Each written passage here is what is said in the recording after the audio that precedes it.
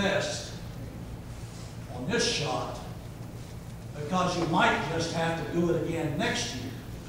Now, the problem with next year, of course, elections. Yeah.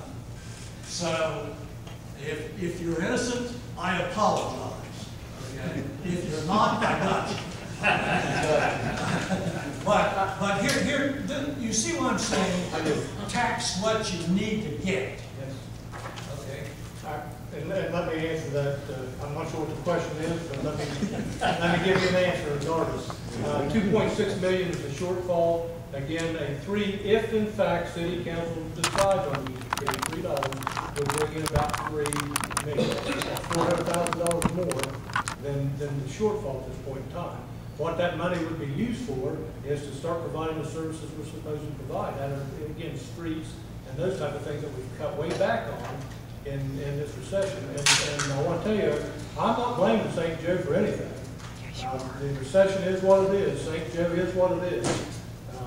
You know, again, we can go on and on. I can point out things that city councils did in the past that could show you that we shouldn't be in this position. I can show you what legislature did in the 1980s.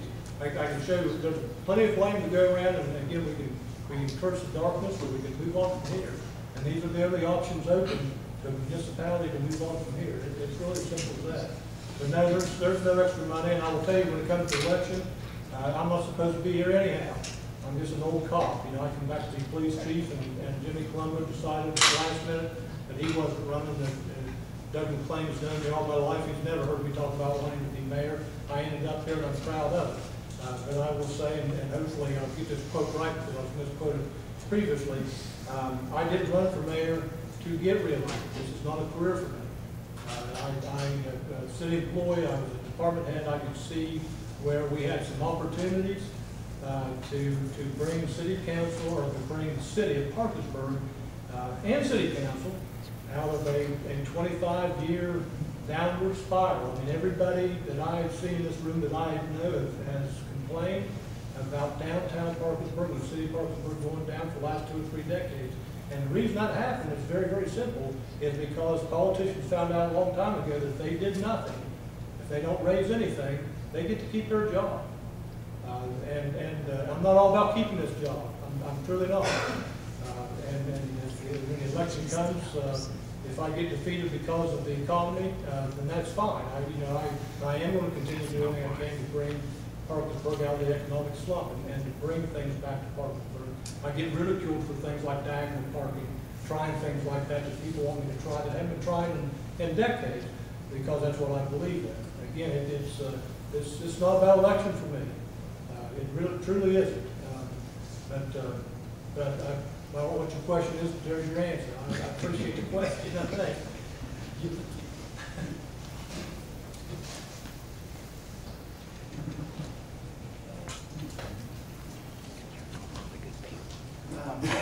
Is there some point that we can give the bridge back to the state? Let me tell you a story about that. I tried. When this issue about raising the bridge came up, I made a visit to Joe Manchin in his office on a nice rainy day, and I said, Governor, I said, we got a bridge up there that you're welcome to have back. When he was finished laughing, he explained to me about the bridges that the states have, and they have no intention of taking it back. Actually, they never had it. The state never had it. It was a Parkersburg Memorial Bridge Commission had it. The state never did take it. If in fact the city didn't, the bridge would have probably went to the state and would have lived out a short life, because they don't have the money for bridges either. It's a bridge of convenience. That's all it is. You can go a few blocks down the road and get on a brand new, or not brand new bridge, but a 4-lane bridge, or if you want to cut to the chase and for convenience sake, go a couple more bridges. It's a user type bridge, but I did try to get it back to your question.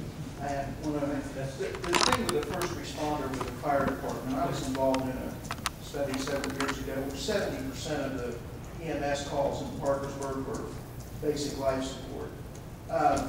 Is there a tremendous amount of money that the fire department spends to run first responder, waiting for an ambulance to get there, or I mean, if that program was done away with tomorrow, would that money be significant? No, $10,000 in medical supplies. The big issue is laying off firemen and not having them for first response. That's my issue.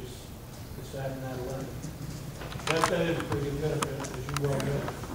That's a big difference. On this proposed $3, the average person is going to take $624 a year. If an average business makes $200,000, $300,000 a year, he's going to have to pay his share of the no taxes.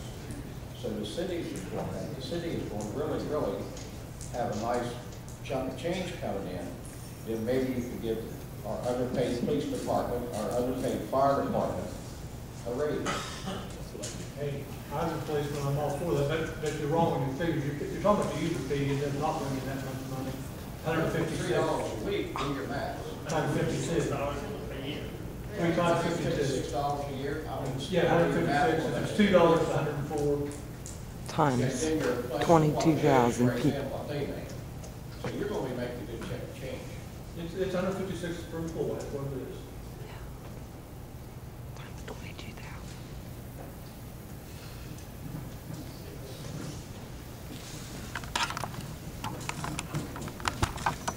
With this user fees, will there be any exemptions for like nonprofit employees and stuff like that? Or will everybody have to pay the fee?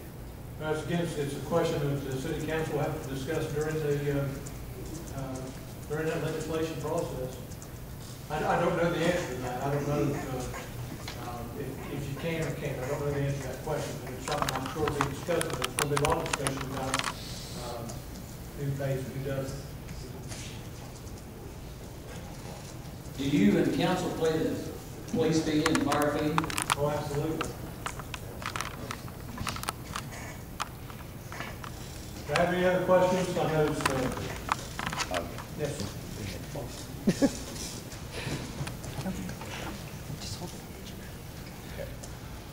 My question is, you have people making minimum wage.